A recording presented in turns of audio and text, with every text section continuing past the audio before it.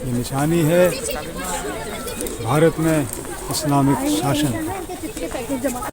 तो ये गणपति का देखो आप लंबोदर, यहाँ पर सूंड का हिस्सा।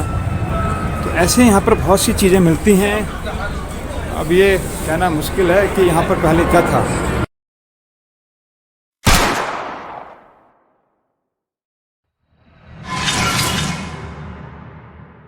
हजार साल पुरानी ये मीनार भारत की पहचान है। इसे यूनेस्को ने इसे भी अपने विश्व धरोहरों में शामिल किया है। तो अब हम आए हैं कुतुब मीनार।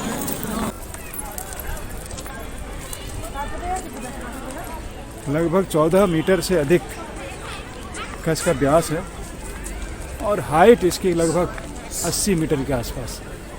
कहा जाता है कि दिल्ली के पहले सुल्तान कुतुबुद्दीन ऐबक ने इसकी आधार बनाई थी, बेस, और फिर 3 मंजिल का काम इल्तुतमिश ने किया और बाकी के ऊपर की 2 मंजिल का काम और पूरा शीर्ष का काम किया पूरा फिरोज शाह तुगलक ने। ये 13वीं शताब्दी के आसपास पूरा हुआ था इसका निर्माण कार्य। ये एक अद्भुत शाहकार है। इस कुतुब मीनार की खासियत यह है कि इसमें आप जो देखेंगे, इसका हर मीनार के बाद जो छज्जे बने हैं ये मधुमक्खी के छत्ते के स्टाइल में स्थिर है। इसकी विशालता का पता इसके ठीक नीचे आके चलता है। तो ये जो बेस है, आधार वाला हिस्सा है, ये कुतुबुद्दीन ऐबक ने बनाया और ऊपर से 3 मीनारें बनवाई इल्तुतमिश ने। इसी में आप देख रहे हैं कितने शानदार नक्काशी इतने बड़े पत्थरों पे, और उस समय किया गया है जिस समय कोई भी खराद मशीनें नहीं थी, कंप्यूटराइज सिस्टम नहीं था। यहाँ पर एक मस्जिद थी जो ध्वंस हो चुकी है। अब इसकी ऊंचाई का अनुमान आप लगाइए। और ये ऊपर आपको दिख रहा है छज्जे के स्टाइल में, ये भी एक आर्किटेक्चर का नमूना है। कितना मुश्किल कार्य था इतने भारी पत्थरों को ऊपर पहुंचाना, असंभव कार्य, बेमिसाल। यहाँ पर बहुत सी इमारतें खंडहर की शक्ल में तब्दील हो गई है। ये भी माना जाता है कई बार कि यहाँ पर एक वेदशाला थी, ब्रह्मदत्त गुप्त द्वारा बनाई गई, और उसी के ईंट पत्थरों का इस्तेमाल करके मीनार बनाई गई। परंतु जो भी हो, इसकी कुरान की आयतें लिखी हुई मीनारें बताती हैं कि इस्लामिक, जैन और बौद्ध स्थापत्य कलाओं का एक सम्मिश्रण है। बहुत अद्भुत शानदार।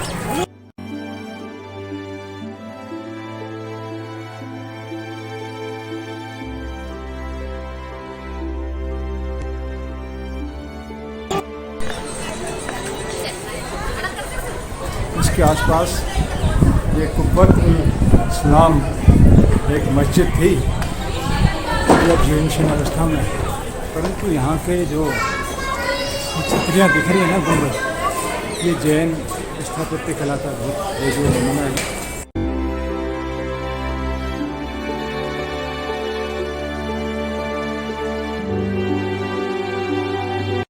ये है उस समय की कुब्बत-उल-इस्लाम मस्जिद का दरवाज़ा। यह भी बहुत बुलंद दरवाज़ा, इसके दीवारों में भी संगमरमर के पत्थरों में कुरान की आयतें लिखी, और इसकी नक्काशी आप देखिए गौर से, क्या खूबसूरत पैटर्न पे जा रहा है। जिस समय कुछ भी संसाधन टेक्नोलॉजी नहीं थी, उस समय ये एक खूबसूरत पैटर्न पे आगे बढ़ रहा है। विभिन्न पत्थरों के सम्मिश्रण द्वारा इसकी शायद मरम्मत की गई होगी। बात के कार्य इसकी मरम्मत साफ दिख रही है।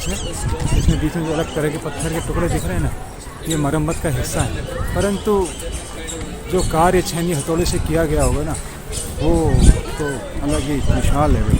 और ये कुब्बत-उल-इस्लाम मस्जिद टूट चुकी है, खंडहर, इसके बीच में स्थित है ये लोहा स्तंभ, ये लोहे का खंभा। किंचित ये माना जाता है कि ये चंद्रगुप्त द्वितीय द्वारा किसी युद्ध के विजय स्वरूप बनाया गया, और इसके शीर्ष में था गरुड़ पक्षी। ये लोहे की स्तंभ की एक खास बात यह है, इसे अन्य स्थान से यहाँ लाया गया है। इसकी खास बात यह है कि इसमें कभी भी जंग नहीं लगता। ये बिल्कुल पिटवा लोहे से बनाया, खूब पीट कर बनाया गया है। ये भी एक अद्भुत शाहकार है। इस्लामिक मस्जिद के अंदर एक हिंदू राजा का विजय स्तंभ, और बगल में है विश्व धरोहर में शामिल कुतुब मीनार। हम देखते हैं तीनों आपको यहाँ पर एक साथ दिखा देंगे। ये मस्जिद का दरवाज़ा, कुब्बतुल इस्लाम, ये लोहा स्तंभ और ये कुतुब मीनार। और सबसे आपको दिखाई दे रहे हैं। चौंकाने वाली बात यह है कि ये जो पिलर है ना, इसमें जो पिलर यूज़ किए गए हैं, ये हिंदू मंदिरों में, जैन मंदिरों में, बौद्ध मंदिरों में ज़्यादा इनका इस्तेमाल होता है। ये भी माना जाता है कि कुतुबुद्दीन ऐबक ने अरब के देश की एक मीनार से प्रेरणा लेकर इस मीनार को बनाने का फैसला लिया।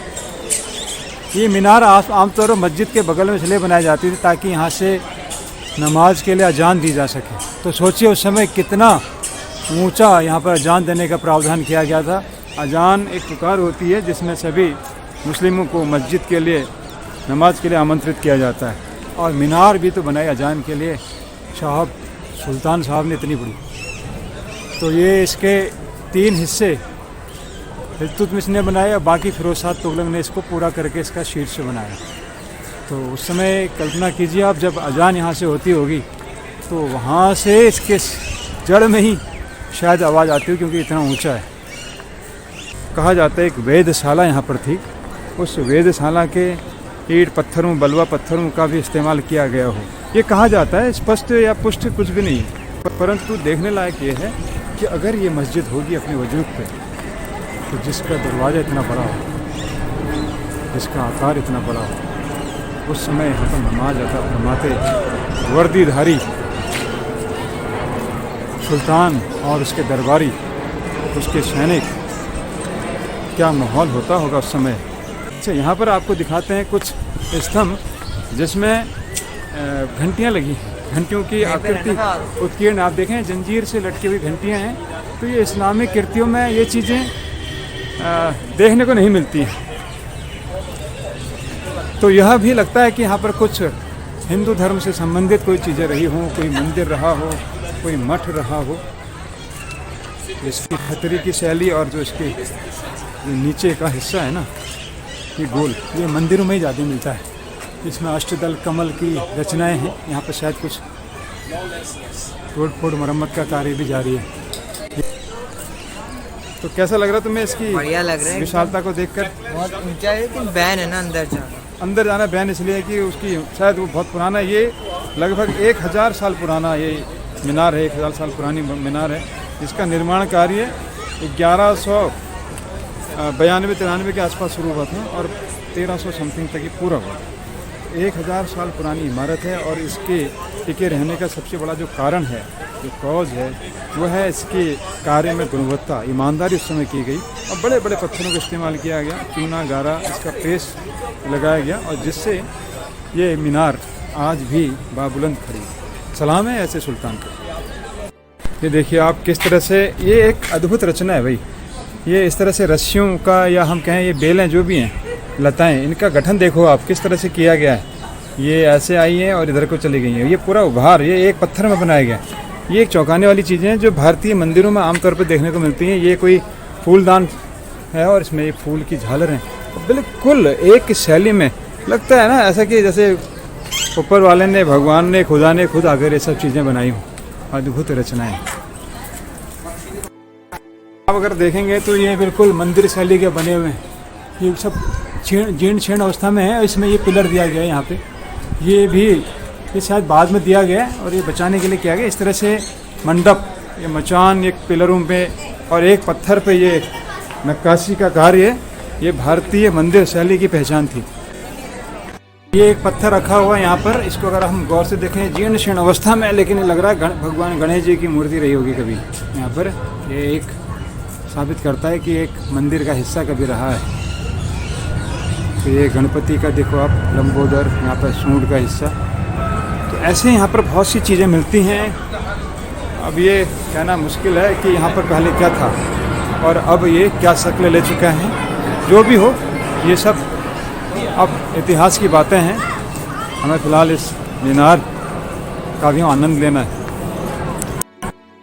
अब इस पिलर को आप गौर से देखें, मैं जूम करके दिखा दूँ। तो यहाँ पर भी ये घोड़ों के बीच में देवी देवताओं की मूर्ति यहाँ पर है, जिसमें लग रहा है कि दो देवियाँ और बीच में कोई देव, और अगल बगल भी यहाँ पर इस साइड भी कुछ आप देखेंगे तो इस साइड भी देवी देवता का पराक्रम दिख रहा है। यहाँ पे ऐसे पिलर यहाँ पर बहुत मिलते हैं। ये कुब्बतुल इस्लाम मस्जिद के जीर्ण अवशेष, बहुत ऊंची मेहराबें हैं। कैसा लग रहा है फिर यहाँ आके? बहुत अच्छा लग रहा है। कौन सी जगह आए हो तुम? कुतुब मीनार देखने।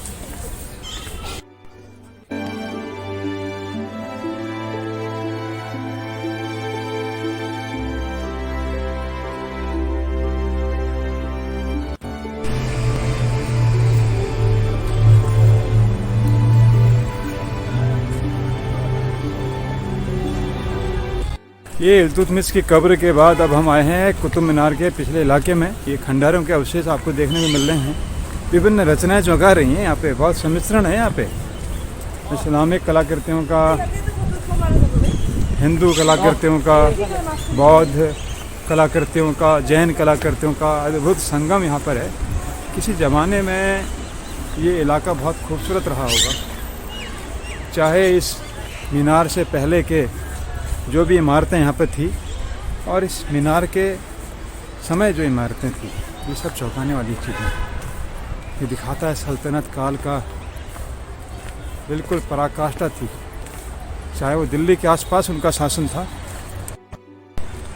एक बड़े भारत का प्रतिनिधित्व करता था।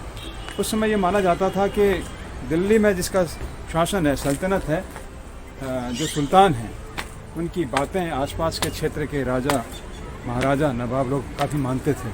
तो ये एक दौर है जब दिल्ली सल्तनत दिल्ली क्षेत्र से बाहर निकला और मुग़ल काल में ये पूरे हिंदुस्तान पे छा गया।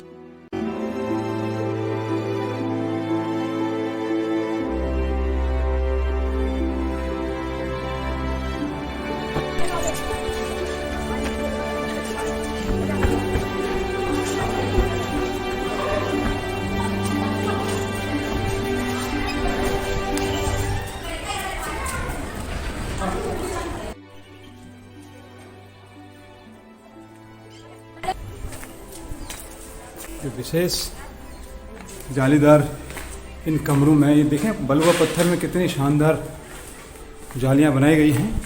और ये इसका गुंबद बिल्कुल एक पैटर्न पे, बिल्कुल एक ज्यामितीय पैटर्न पे बना हुआ है। और ये कब्र है यहाँ पर, ये किसी सुल्तान की कब्र हो सकती है क्योंकि इसमें एक ताज का भास यहाँ पर हो रहा है। ताकत चाहे आप कमाओ या छीनो, आपको युगों तक जिंदा रखती है। ये ताकत बताती है कि आप किस दर्जे के शासक होने वाले हैं। सलाम है ऐसी कृतियों को जो हिंदुस्तान का सिर बाबुलंद आसमान में ऊंचा रखती, ऊंचा।